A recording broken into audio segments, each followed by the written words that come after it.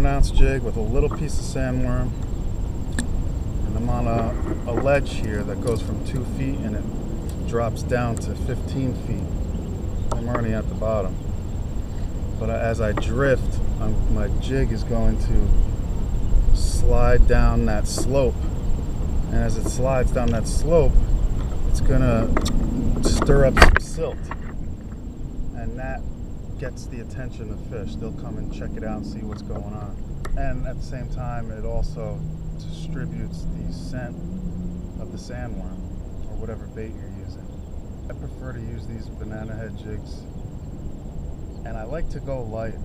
Even though I have 80-pound braid on right now, I only have a 1-ounce jig head, because the lighter you go, the less likely you are to get snagged, and you'll just slide over the rocks instead of, immediately going in between every single crevice.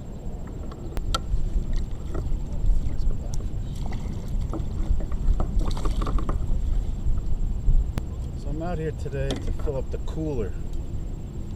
I'm gonna get some porgies, maybe weak fish.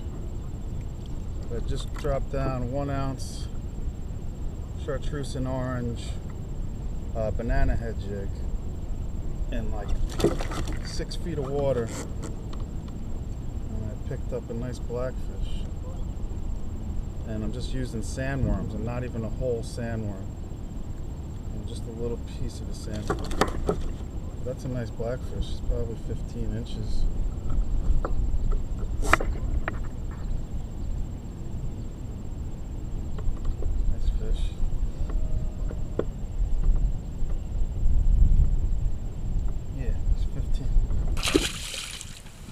Got gulp sandworm on the bottom, sandworm just above that.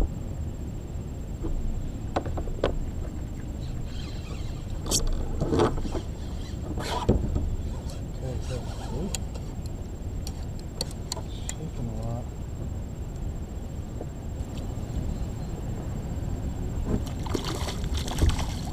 Big ass fucking porgy. That's what I'm here for, baby. Filling up the cooler today. What is a nice jumbo porgy.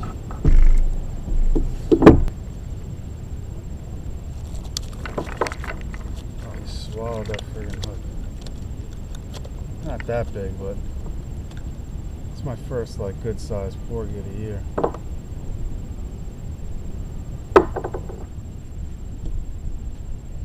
Friggin' robber. Small, but so fuck it. It's going in the cooler.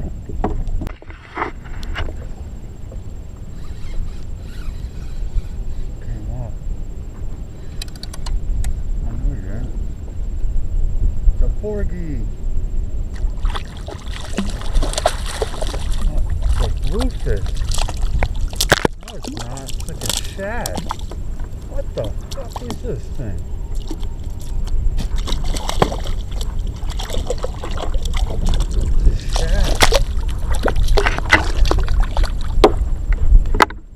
I think you're allowed to keep these things. Just lost my pole. What the fuck?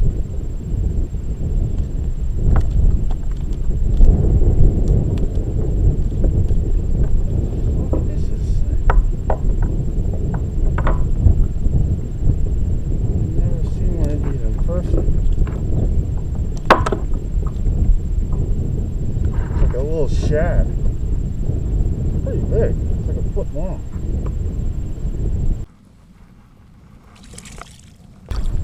That was cool. That was so cool. I don't know what kind of grand slam that is. Fucking shad, sea robin, and shad, sea robin, blackfish, and a porgy. I want to get some more porgies in the cooler. That was really cool to see, though. That must have been that thing, that mystery fish on my underwater video. If you haven't seen it, go check that out. Where I thought it was like a bunker, but it kind of looked like a bluefish. It must have been one of those, because it was, I think I filmed it in this area. I'm not really sure. here or over there. Oh, it's cool. Normally I'll be using my jig, but this is like the old-fashioned way to do it. Just stick the hook right through.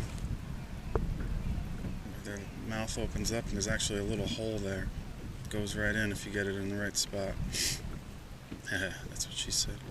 Pork chop! The most versatile jigs. I went and bought more of these, and the guy who I bought them from was like, you know, blackfish season is over, right? And I'm like, yeah, I don't use these for blackfish. Like, I mean, I do use them for blackfish, but I also use them for every other species out here.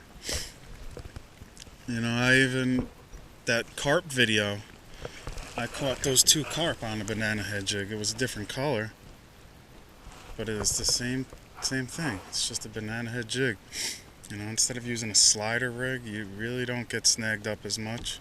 And especially on a kayak, they're perfect.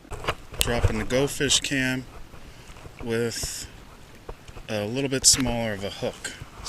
Baby robin. If it was bigger, I'd throw it in the cooler because I am out here for meat and I only got 2 fish in there. This thing is just not even worth filleting. You want it corkscrewing through the water just like that. You want to tip it with a sandworm. This must be a really small striper.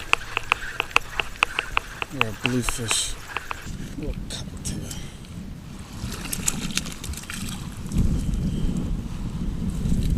Fucking eating my net. Got a little cocktail blue on the Granny Candy striper tube. Oh, you let go.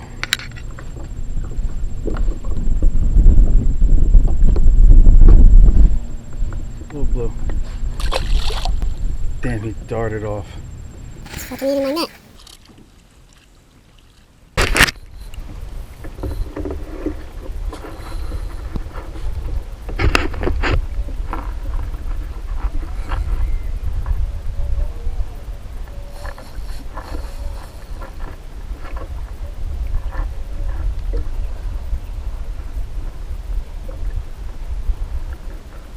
Taking my time with this one because I'm right near a bunch of rocks.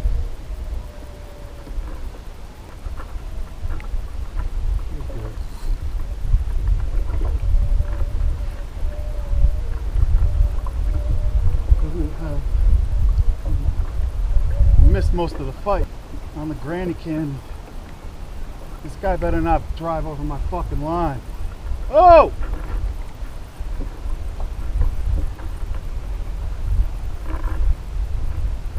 Oh!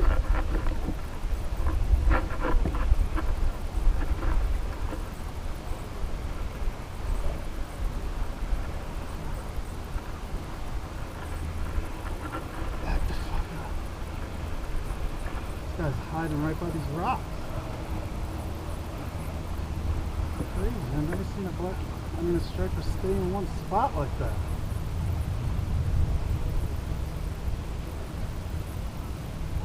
Dove in up by those rocks.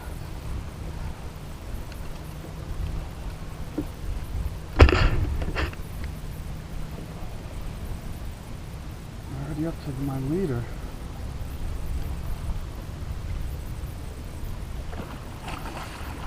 It's like 30-inch class, I think. High 30s.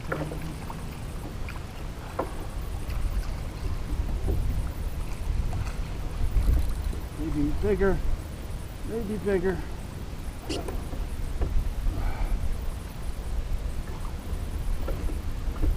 Oh, this boy, he was just fucking hiding the whole time. It's impossible. That was the fucking first for me. He usually run. He did run at the beginning, but not like crazy long.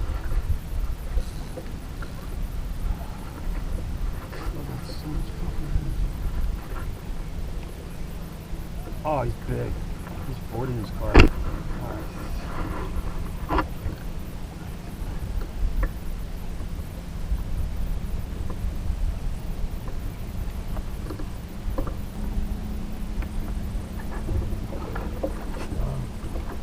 big boy.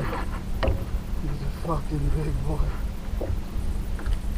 Keep his head under the water.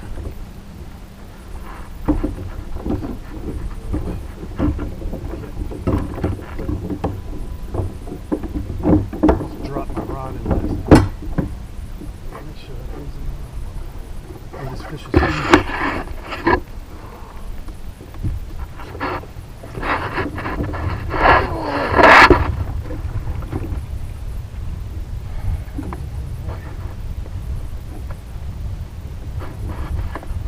Another one on the grain of candy. Broad daylight. He's heavy, man. He feels like he's 40, 50 pound range. He's a heavy ass fish, man. Water to him, but I do want to measure him.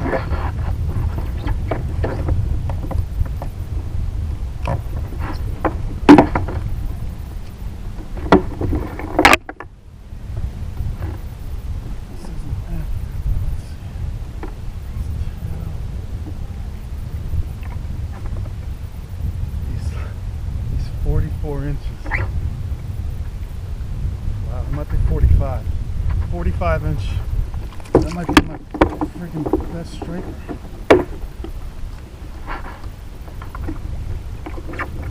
Definitely a big boy. Can't even pick him up, man. He's heavy. Might be a 50 pounder. Come back in the water.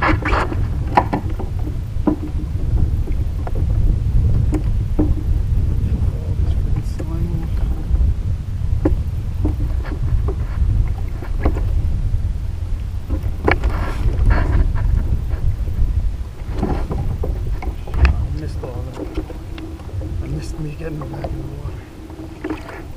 So I've been timing myself to see how long I keep the big guys out of the water for. I really don't want them out of the water for more than 60 seconds, but I probably was over 60 seconds. And it really should be like 30. I know he'll be alright. Just gotta drive around with him for a little bit. And he's probably good to go. Catching these 40-inch class fish. That guy was like 45 inches. I've been continually catching these big fish, and I've been doing it on my striper tubes. Please help me grow this thing that I've started an adventure on. So I would appreciate it if you could do that. A like, and the most important thing besides liking is sharing this video. If you don't share this one, share one of my old ones. I got a lot of stuff out there. Not a lot, but a couple of years I've been doing this. I'm going to keep doing it. I've been doing it for a while. It's like, man, 6 species today. I was just saying, God, just let me get a schoolie. Let me just get a schoolie. I got maybe the biggest striper of my life. He was heavy, man. It's like picking up a German Shepherd. He might have been over 50 pounds. Sliding down there.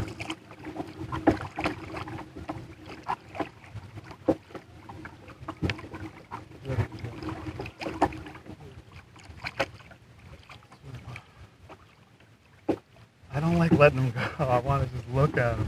It's weird when you hold them by the mouth and pedal with them like that. It's like they go into torpor, man. They're just like in another world.